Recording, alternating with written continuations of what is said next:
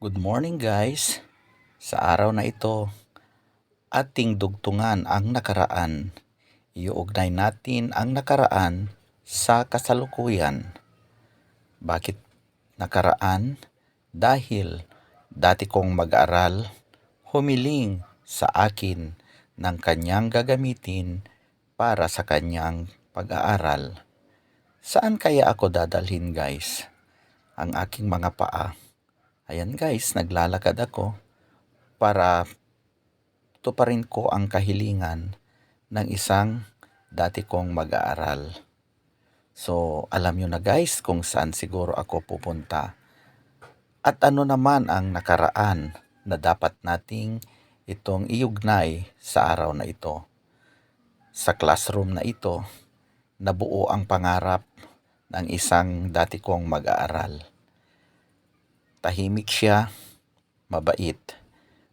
Ngayon naalala niya ako dahil sa kanyang nararamdaman na kahirapan.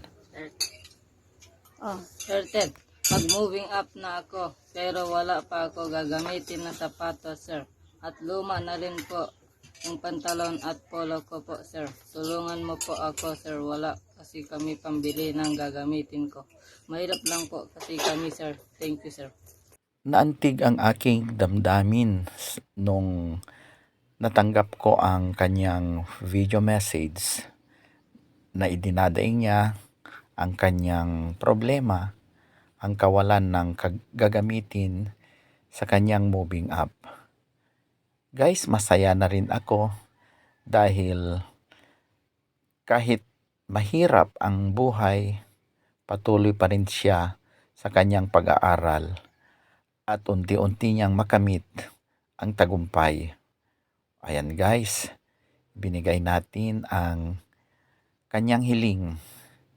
Binilhan natin siya ng isang polo at isang pantalon. Tinitingnan ko ang kanyang mukha guys. Unti-unting lumiwanag.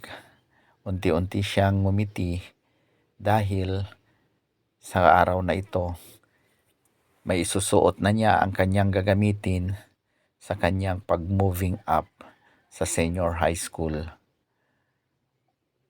Marahil, naramdaman niya noon na hindi ko sila pinapabayaan, kaya ako ang kanyang naisip at sasabihin niya sa akin ang kanyang problema, ang kawalan ng kanyang gagamitin. Ayan guys, isinusuot na rin niya ang bagong pantalon, ang gagamitin niya sa pag-akyat sa stage para sa kanyang umpisang pagkamit ng kanyang pangarap. Guys, masaya siya. Masaya siyang nagkaroon ng bagong gagamitin para sa kanyang moving up. Ayan guys, hawak na niya ang kanyang gagamitin at masayang masaya siya. Ayan guys, pagdating sa bahay, isinuot kaagad at pinadala sa akin ang kanyang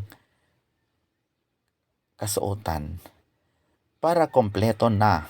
Ayan, ibinigay ko na sa kanya ang bagong sapatos para meron siyang gagamitin. Nakita ko ang kanyang saya. Tingnan ko kung kasya niya. Ayan guys, kasyang-kasya talaga. Sadyang para sa kanya ang sapatos na yan. Siya ang talagang kailangang bigyan ng sapatos na yan dahil alam natin ang kanyang estado ng buhay. Kaya sa mga gustong tumulong sa batang ito, maaari lang kayong magbigay sa akin ng mensahe. God loves the cheerful giver.